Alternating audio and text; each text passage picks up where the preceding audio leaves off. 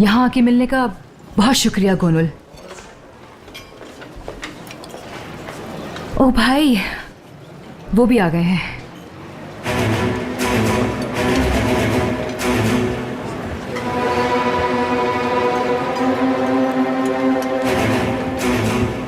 ये औरत यहाँ क्या कर रही है?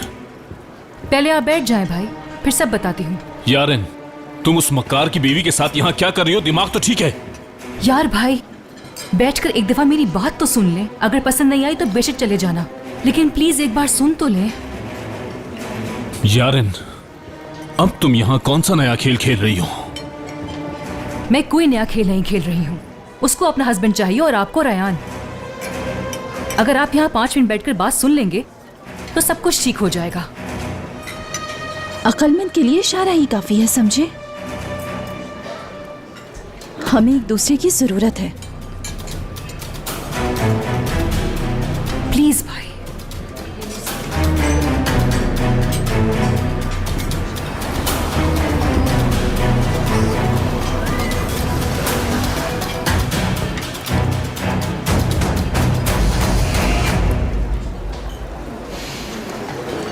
आजाद, मुझे रेयान से कोई लेना देना नहीं। अगर आज वो घर से चली जाती है तो मैं उसका नाम भी भूल जाऊंगी। मुझे वो लड़की अपने घर में नहीं चाहिए, लेकिन तुम्हारे दादा उसे मारना चाहते हैं, इसलिए मीरान उसको नहीं छोड़ रहा है। दादा अगर उसको मारना भी चाहे ना, तो भाई उसको वहां से ले जाकर अपनी हिफाजत में रख लेंगे। सही कह रही हो ना भाई?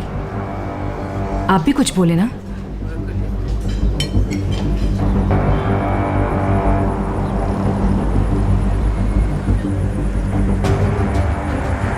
ये गोनुल आपी है ना?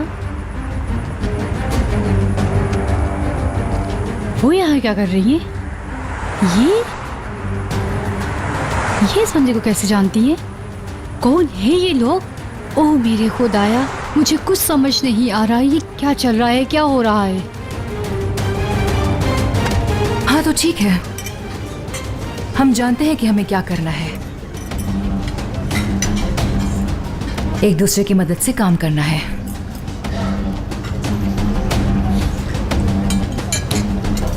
अगर मकसद रेयान को बचाना है तो फिर मैं तुम्हारे साथ हूं। लेकिन तुम मीरान को कभी कोई नुकसान नहीं पहुंचाओगे, वरना बाजी पलट सकती है।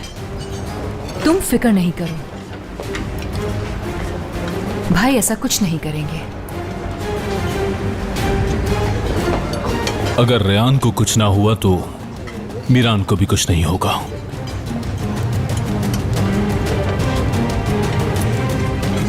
तो फिर ठीक है, काम शुरू करते हैं।